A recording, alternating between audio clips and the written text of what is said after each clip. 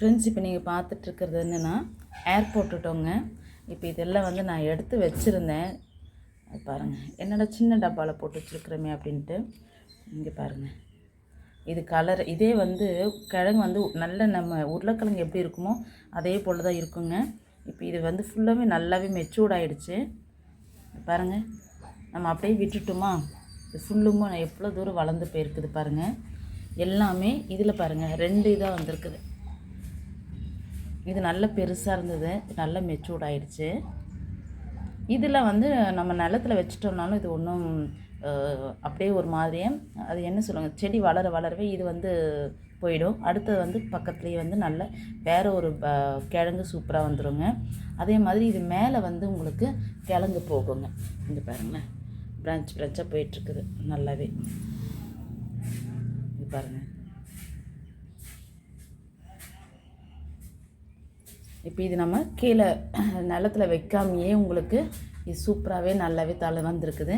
இதுக்கப்புறம் நம்ம வேஸ்ட் பண்ண வேண்டாம், டைம் வேஸ்ட் பண்ண வேண்டாம், நட்டு வச்சிடலாம். ஏன்னா கொஞ்சம் கார்டனில் வேலைலாம் இருக்குதுன்னு சொன்னதுனால அந்த இடத்துக்கு நம்ம அரேஞ்ச் பண்ணி வைக்கணுன்றதுக்காக தான் நான் வெயிட் பண்ணிகிட்டு இருந்தேன். சிலது வந்து ஆல்ரெடி அங்கே ஒரு க்ரோ பேக்கில் போட்டு வச்சுருந்தேன் பாருங்கள்.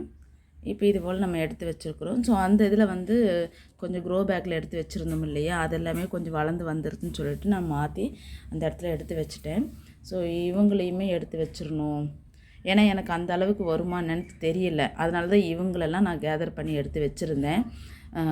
அப்புறம் பார்த்தா மழைக்கெல்லாம் உள்ளுக்குள்ளேயே இருந்திருக்கும் போல், அதிலேருந்து வெளியே எட்டி எட்டி பார்த்துருக்குறாங்க. அது இல்லாமல் பேபிஸ் எல்லாம் சின்ன சின்னதாக அந்த பக்கத்துலேயே அந்த கொடிக்கு கீழே க்ரோ பேக் வச்சுருந்தேன்னா அதுலேருந்து கொஞ்சம் சின்ன சின்னதாக இருக்கிற காயெல்லாம் கீழே விழுந்துருந்துருக்குது. ஸோ அதுலேருந்து முளைச்சி வந்திருக்குதுங்க. ஸோ நான் சொல்லுவேன்ல, நான் ஒர்க் பண்ணிகிட்ருக்கிறேன்னுட்டு. அப்போ நம்ம போகிற சமயம் நான் கார்டனுக்கு போக மாட்டேன். அந்த ஒரு 3 days ஒரு 4 days போக மாட்டேன். ஏதோ ஈவினிங் ஒரு டைம் மட்டும் இந்த பூக்கள் ரெயின் ரிலீஸ் பார்த்துட்டு வந்துடும். ஓவரால் எல்லா பக்கமும் போக முடியாது. ஸோ அந்த சமயத்தில் ஏதோ கீழெல்லாம் விழுந்திருக்கலாம். ஸோ நான் பார்க்கும்போது தெரியல. அதுக்கப்புறம் பார்த்தா எல்லாம் தளைஞ்சு வந்திருக்குது. அவங்கள தான் வந்து நான் நட்டு எடுத்து வச்சுட்டேன். ஸோ இவங்களையுமே வந்து அதே போல் எடுத்து வைக்கணும். பாருங்கள் சைஸ் எப்படியெல்லாம் போயிருக்குங்க. இதெல்லாம் வந்து எடுக்கும்போதே வந்து இப்படி தான் இருந்துச்சுங்க. இந்த காய் வந்து இந்த கொடி உருளை வந்து ஃபுல்லாக ஃபினிஷிங்காக இது இல்லை. இதில் நல்லா அழகாக நல்லா உருளையாக நல்லா இருந்துச்சுங்க. இவங்கெல்லாம் மட்டும் அந்த காய் பூச்செடிக்குன்னு சொல்லுவாங்கள்ல, பூச்செடிக்குன்னா கெட்டு போகிறதில்ல, அந்த ஸ்ட்ரக்சர் வந்து அப்படி ஈவனாக இல்லாமல் இப்படி உள்ளுக்குள்ளே போய் இருந்துச்சுங்க. இப்போ பாருங்கள், இத்தனோண்டு இருக்கிறது கூட தளைஞ்சு வந்திருக்கு பாருங்கள். எப்படி அதனுடைய உள்ளுக்குள்ளே இருக்கிற சத்தை கொடுத்து எப்படி வளர்ந்துருக்கு பாருங்கள். ஆனால் எல்லாமே ஒரே சமயம் தாங்க, ஒரே சமயத்துலேருந்து எடுத்து வச்சது தான். இதுதான் சொல்லுவோம் நம்ம ரெயின் லில்லியாட்டம் சரி, அடினியம் சீட்ஸ் போடுறோமில்ல, அதுவும் சரிங்க.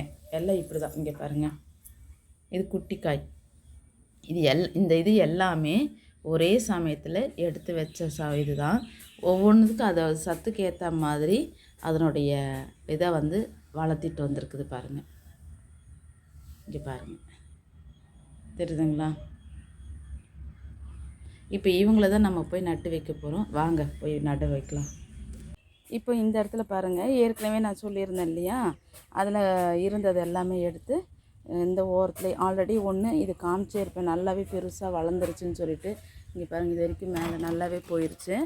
ஸோ மீதி இருந்தது எல்லாமே வந்து இந்த இடத்துல பக்கத்தில் நட்டு வச்சுட்டேங்க.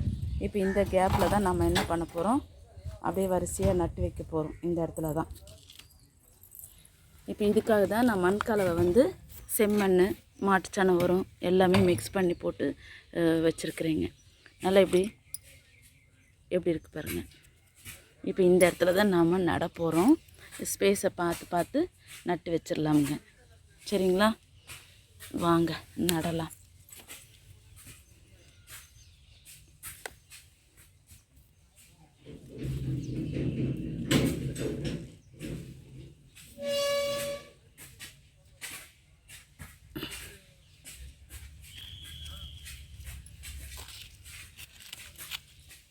அப்படியே வரும்போது மேலே இப்படி வந்துக்கும்.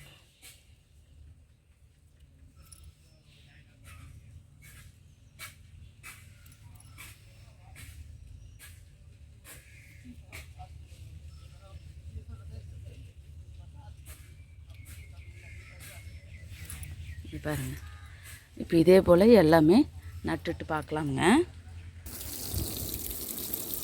ஃப்ரெண்ட்ஸ் பாருங்கள், ஃபுல்லமும் இந்த இடத்துலலாம் நட்டு வச்சுட்டேன். இப்போ தெரியும்னு நினைக்கிறேன். இப்போ நம்ம இது தண்ணி விட்டுலாம். ஆல்ரெடி ஈரமாக இருக்குது.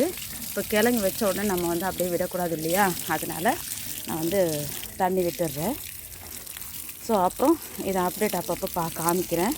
அதனுடைய காய்கள்லாம் கொஞ்சம் கொஞ்சம் வந்திருக்கும். ஆல்ரெடி ஏற்கனவே நான் க்ரோ பேக்கில் வச்சுருந்தேன்னு சொன்னேன் இல்லையா, அதிலருந்துமே சில இதெல்லாம் வந்து காயே வந்துருச்சுங்க குட்டி குட்டியாக. அதையும் நான் காமிக்கிறேங்க. ஃப்ரெண்ட்ஸ் இப்போ செடிக்கு எல்லாம் தண்ணி விட்டுட்டோம். இப்போ இந்த இதில் பாருங்கள், சில இதில் வந்து காயே வந்திருக்குங்க. இந்த இது பார்த்தா தெரியும். ஒன்று பார்த்தேன். ஸோ இங்கே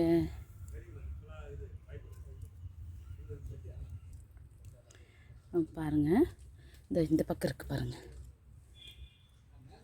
இது காய் இப்படி வரும்போது க்ரீனாக தான் இருக்கும். நல்ல காய் திரண்டு வந்துருச்சுன்னா நல்ல பெருசாகவே இருக்கும். இப்போ இது வந்து சின்ன க்ரோ பேக்கில் இருந்ததுனால இப்படி இருக்குது. இது போல் தாங்க இந்த கண்ணுக்கு இந்த உங்களுக்கு காய் வரும். ஏர் பொட்டேட்டோ இது தானுங்க. நெக்ஸ்ட் இதில் நம்ம எல்லாமே இந்த சீட்லாம் கூட கொடுக்கலாம். இப்படி தான் வருங்க. இது போல் இருந்ததை பறித்து வச்சு தான் நான் வந்து இது போல் பதியம் போட்டு எடுத்து வச்சது. பதியம்னு சொல்லி வருது பாரு. பதியம் வந்து வேறு.